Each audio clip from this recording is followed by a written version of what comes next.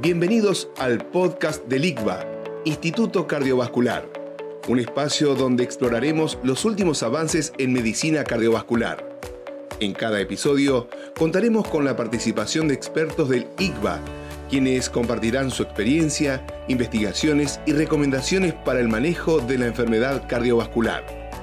En estas series no solo buscamos transmitir conocimiento, sino generar un espacio de reflexión, debate y aprendizaje práctico.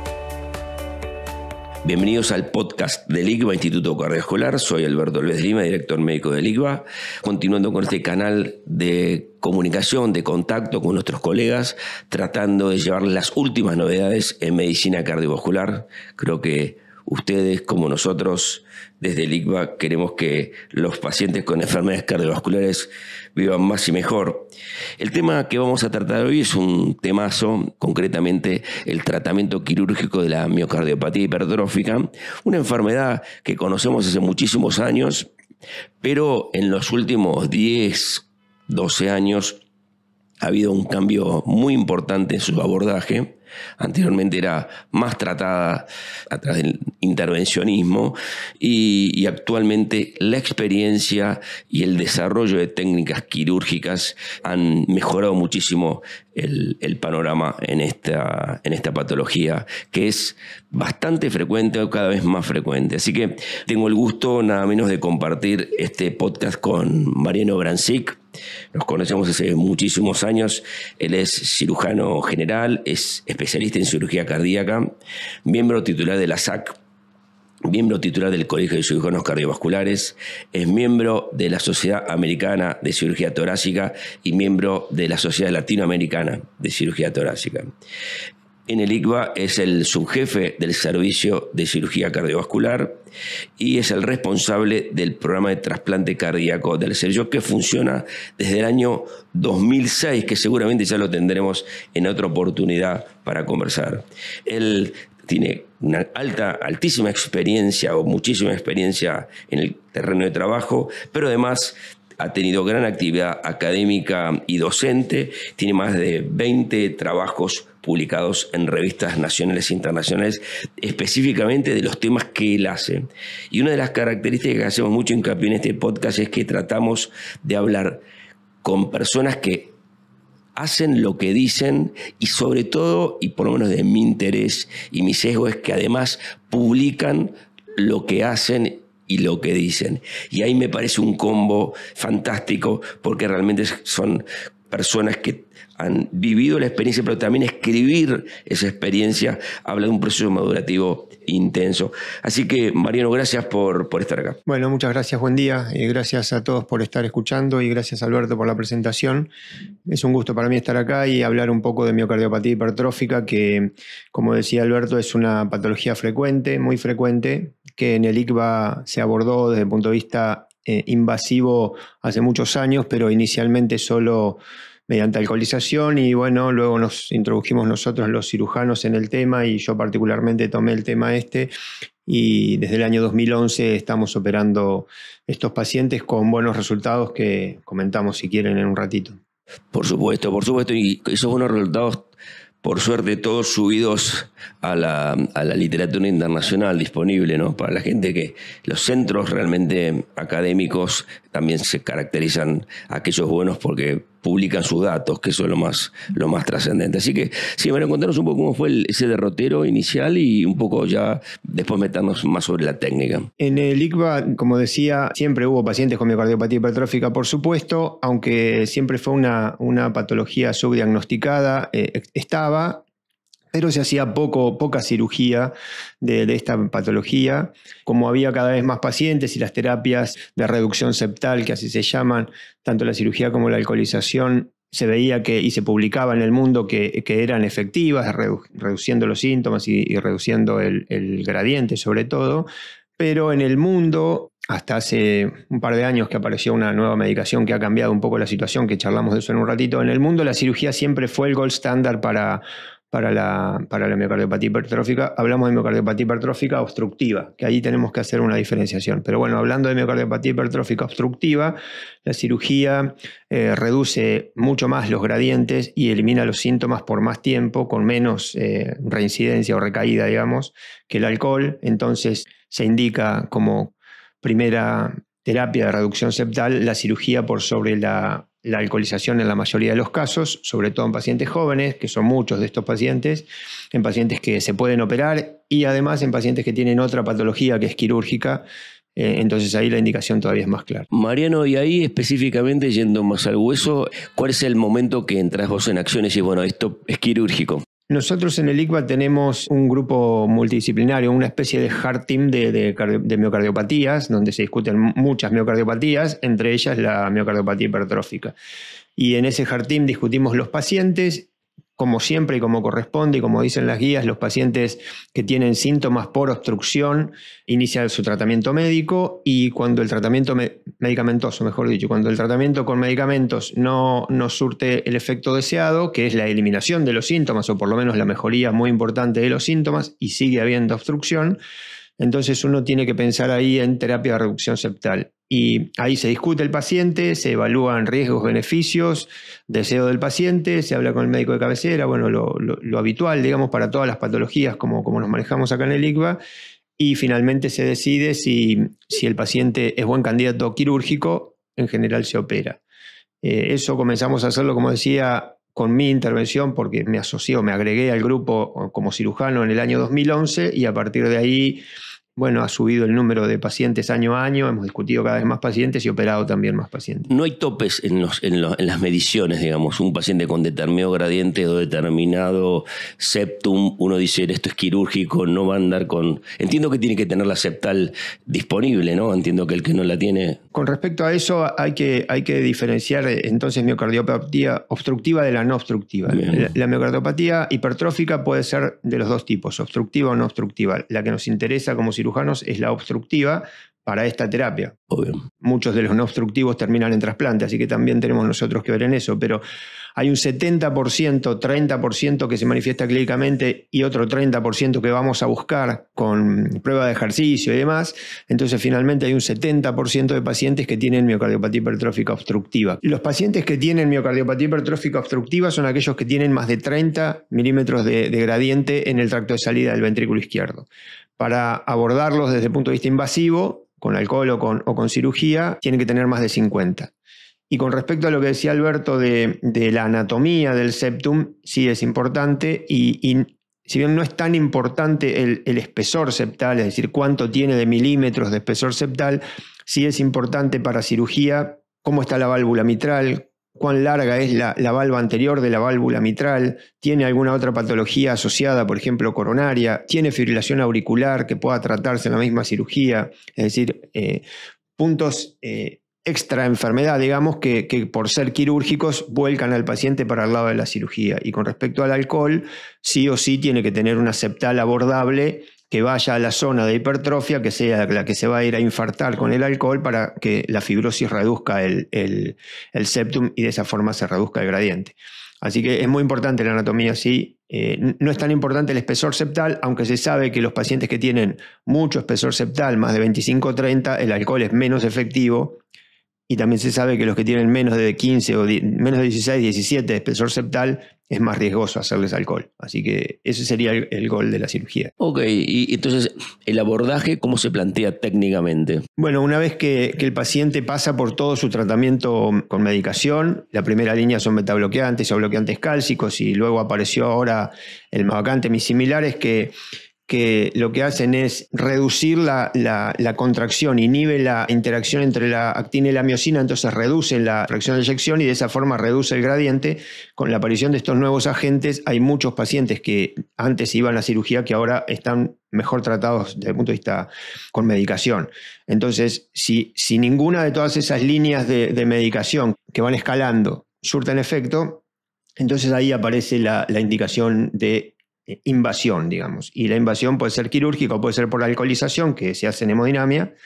La mayoría de los pacientes son quirúrgicos. La técnica específicamente. Técnicamente la miocardiopatía hipertrófica se aborda con una esternotomía, como cirugía cardíaca habitual, que en general es una esternotomía completa, aunque hay algunos grupos que hacen mini esternotomía y hay otra técnica nueva que ahora comento que todavía no está en la Argentina ni en el mundo. En general es una esternotomía mediana, convencional, circulación extracorpórea convencional, se abre la aorta, eso es una aortotomía, y reclinando la válvula aórtica por debajo de la valva coronariana derecha se observa el septum que está hipertrófico.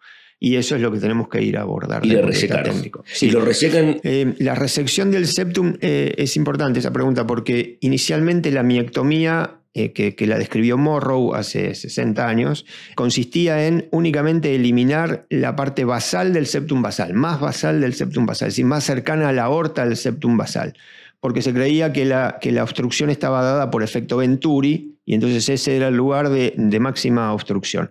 Las cosas han cambiado un poco, se sabe que el efecto Venturi tiene poco que ver con la obstrucción, sino que más bien está determinada por el flujo de sangre que choca contra el septum y eso genera como un remolino que empuja la valva anterior hacia adelante y produce el movimiento anterior sistólico que está presente en el 100% de los casos de miocardiopatía hipertrófica obstructiva. Y además, si la válvula es larga, la valva anterior está elongada, los músculos papilares están mal posicionados, independientemente que haya o no mucho grosor septal, también se produce movimiento anterior sistólico. Es muy interesante esto que comentás que el movimiento anterior sistólico no tiene que ver tanto con el tema de la implantación, sino con un efecto vinculado al flujo. Sí, no tiene que ver tanto con el efecto Venturi, que es el efecto de aspiración que se creía que se producía cuando el efecto Venturi dice que cuando pasa un líquido y pasa por un lugar que está estrechado, eso genera una succión. Entonces, lo más directo era pensar, claro, hay un estrechamiento por el septum, ahí se genera una succión de la valva anterior y es por efecto Venturi la valva se pega al tabique. Si bien puede haber algo de efecto Venturi, lo que está estudiado ahora, hace ya varios años, es que eso tiene poco valor, sino que lo que se produce es un remolino de sangre al chocar contra el septum y entonces la sangre choca contra la valva posterior de la válvula mitral y la empuja hacia adelante, 100% mecánico. Como hidráulico mecánico. Sí. Y bueno, entonces ahí nosotros lo que tenemos que hacer como cirujanos es ir a eliminar, a resecar no solo el septum basal, sino ir lo más profundo en el ventrículo que se pueda. Es decir, no es tan importante el espesor del septum que uno reseca, sino la profundidad a la cual llega. ¿Cómo determinas técnicamente decir, bueno, hasta acá reseco? ¿Es un tema que vas observando? ¿Tenés alguna tomografía, una resonancia, algo que te ayuda antes? El eco, obviamente. Por supuesto, todos los pacientes que van a quirófano tienen un eco transtorácico, obviamente, y muchos de ellos también tienen un ecoestrés. Ahí vemos el gradiente, vemos el espesor septal, vemos la longitud de la válvula anterior de la válvula mitral. A veces vemos cuerdas secundarias de segundo orden presentes, muchas veces. También a veces vemos músculos papilares anómalos, todas causas de obstrucción. Y la mayoría de los pacientes también tienen una resonancia cardíaca. Con la resonancia podemos ver perfectamente el septum, podemos también medir la valva anterior de la válvula mitral, podemos ver los músculos papilares, su posición, y de esa manera idear una cirugía. También se pueden hacer modelos 3D para idear la cirugía y entonces copiar después en quirófano lo que uno pudo haber hecho con un modelo 3D, pero eso lo hemos hecho pocas veces. Entraste a través reclinaste la valva, una de las valvas de la válvula aórtica, ya estás viendo el septum. ¿Qué pasa con la válvula mitral? Que está ahí arriba, ¿no? Está toda, y seguramente hasta hipertrófica, con músculos redundantes. Cuando se abre la aorta queda la válvula directa frente a la visión del cirujano y entonces lo que queda hacia anterior es la valva coronariana derecha. Esa valva se corre con una valva metal, entonces queda por delante el septum y por detrás la valva anterior de la válvula mitral. Y entonces lo que uno tiene que ir a resecar es todo lo que está hacia anterior desde la arteria coronaria derecha que sale por el seno derecho hacia la izquierda, hacia el implante de la válvula mitral. Y para eso tenemos diferentes materiales muy sencillos, es simplemente un bisturí y una pinza. ¿Encontrás con músculos papilares importantes que tengas que reimplantar? No reimplantar, pero muchas veces resecar, muchas veces reducir su espesor, su hipertrofia también, porque también se hipertrofian, y algunas pocas veces reposicionar, porque los músculos están, en lugar de estar en la cara lateral, están apicales, y esa apicalización de los músculos papilares hace que la que la válvula mitral esté mal posicionada, entonces llevándolos hacia atrás con una técnica quirúrgica que consiste en unirlos, de esa manera se puede corregir un poco ese defecto anatómico. Haces la resección, ya chequeaste que la válvula mitral queda bien. Después, ¿cómo sigue? ¿Cómo prueban? ¿Cómo se chequea que eso está quedando funcionando? Nix Medira, que es un cirujano muy experto en esta técnica, a quien fui a ver hace unos años a Cleveland Clinic y del cual aprendí un montón de cosas, él también vino acá y estuvo operando con nosotros, lo que hace es ir resecando el músculo y posicionándolo en una compresa de tal forma de tener la imagen de lo que uno va sacando. Y él recalca y insiste en que no es tan importante el espesor de lo que uno saca y que hay que creer en el espesor de lo que uno saca más que en lo que uno sigue viendo, porque si resecamos mucho, por supuesto, generamos una complicación seria como es una comunicación interventricular. Entonces vamos sacando músculo, lo vamos posicionando en una compresa, vemos cuánto sacamos en longitud, vemos cuánto sacamos en espesor, todo muy, digamos, artesanal o de la experiencia propia, y en algún momento decimos, bueno, hasta acá llegamos, y ahí cerramos la aorta, salimos de circulación extracorpórea y por supuesto tenemos ecocardiograma transesofágico en quirófano. Esta cirugía no se puede hacer sin ecocardiograma transesofágico en quirófano. Y lo que hacemos es salir de circulación extracorpórea, estabilizar un ratito al paciente, medir gradientes nuevamente, medir el grado de insuficiencia mitral residual si es que quedó alguno, medir el grado de movimiento anterior sistólico si es que quedó alguno. Y si eso está todo bien, no nos quedamos con eso. Lo que tenemos que hacer es poner al paciente en una condición no deseada o no deseable, como es que esté vacío, que esté depresionado de volumen y que esté muy taquicárdico. De tal forma que es la peor condición en la que podemos enfrentar a un corazón que tiene hipertrofia. Entonces, si vacío, que nosotros podemos hacerlo eso en quirófano con medicación, y taquicárdico, lo cual hacemos con, por ejemplo, dobutamina, ponemos al paciente a 150 por minuto vacío. Si con esa frecuencia cardíaca y ese estado hemodinámico no tiene aumento de los gradientes significativos, qué sé yo, si está en 10 no supera los 20 o no supera los 30, estamos conformes con la cirugía. Una super Valsalva. Sí. Una recontra super Valsalva. Sí, controlada y segura, digamos, porque todavía tenemos la posibilidad de entrar en circulación extracorpórea si hay algún inconveniente. Bueno, gracias por meternos en esta parte que diría muy desconocida, ¿no?, de la técnica, por lo menos en el ambiente cardioclínico general, y nos has podido dar esos secretos de qué es lo que ven específicamente. Pero me interesa mucho sobre la experiencia que vas teniendo con respecto al seguimiento.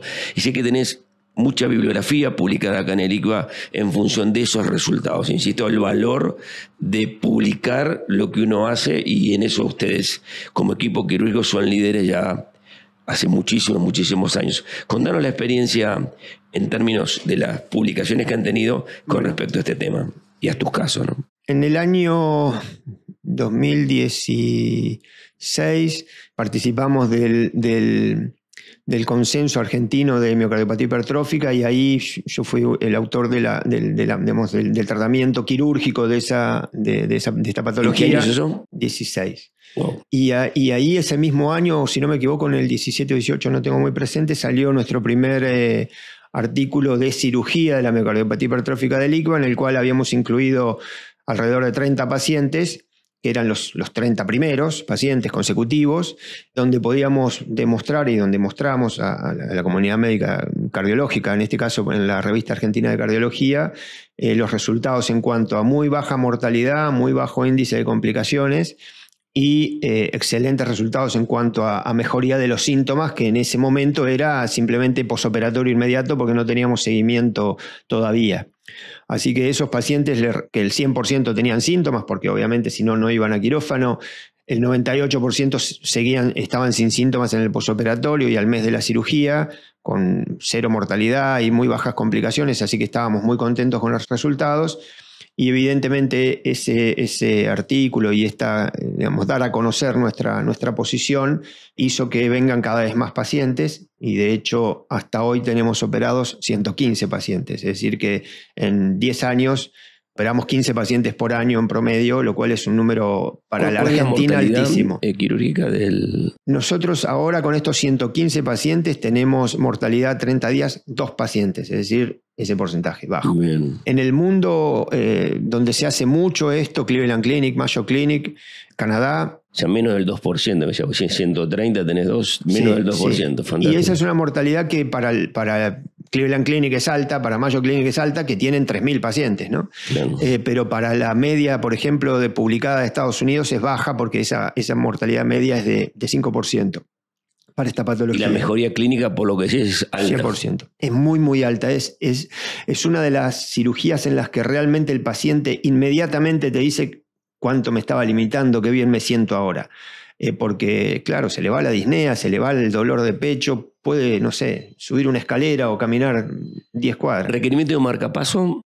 Es bajo, no es cero, por supuesto, porque nosotros generamos un bloqueo de rama izquierda casi en el 100% de los casos, y entonces si el paciente tenía, por ejemplo, un bloqueo de rama derecha previo por cualquier cosa, entre otras ablación septal con alcohol que genera bloqueo de rama derecha, esos pacientes requieren marcapaso en el 100%. Okay. Pero nuestra incidencia de marcapasos es menor al 5% con esta cirugía. Bueno, Mariano, gracias por este rato que hemos transitado este tema tan interesante, y sobre todo el tema de la evolución de los pacientes. Así que, ¿algún comentario con respecto a esto? ¿Cómo ves el futuro de este tratamiento? Con respecto a la evolución de los pacientes, como decía, clínicamente los pacientes refieren rápidamente la mejoría, y de hecho lo pudimos demostrar también en otro trabajo publicado, que esa mejoría posiblemente tenga que ver con que se reduce la insuficiencia mitral, por supuesto, y se mantiene en el tiempo sin insuficiencia mitral, y además se reduce el tamaño de la aurícula izquierda, mejora la contracción y la falla diastólica que tienen estos ventrículos. Es decir, la cirugía tiene mucho que ver en la mejoría porque hay un remodelado reverso de la aurícula izquierda y un montón de otras cosas que hacen que los síntomas mejoren. Esto también está publicado en la SAC el año pasado. Es un trabajo que se hizo acá de 94 pacientes seguidos clínicamente y con eco. Ese trabajo ganó el premio de la SAC de ECO del año pasado y se publicó. Son 94 pacientes en los cuales el grado de insuficiencia mitral prácticamente desaparece y la mejoría clínica es muy, muy alta. Y por otro lado hay otra cosa que me gustaría resaltar, que estos pacientes con miocardiopatía hipertrófica, muchos de ellos muy jóvenes, tienen un riesgo de muerte súbita importante si tienen algunos factores que se suman a la miocardiopatía hipertrófica, por ejemplo fibrosis, por ejemplo antecedentes familiares, por ejemplo dilatación de la aurícula muy importante o mucho espesor septal y demás. Hay scores de riesgo para eso que todos ustedes conocen. Y la cirugía reduce la necesidad de cardiodefibrilador porque reduce el riesgo de muerte súbita, porque claramente reduce el septum, reduce el gradiente, mejora la aurícula. Entonces muchos de los factores implicados en la indicación del cardiodefibrilador, la cirugía los modifica, y de tal forma, también publicamos eso, los resultados de la miocardiopatía hipertrófica en nuestros pacientes redujeron la necesidad de cardiodefibrilador. Es un trabajo publicado el año pasado también en una revista americana. Bueno, Mariano, muchísimas gracias y seguramente tendremos otras oportunidades de encuentro. Gracias a vos. Muchas gracias por escuchar. Gracias por acompañarnos durante esta edición. No olviden suscribirse a nuestro canal. Nos vemos el próximo episodio.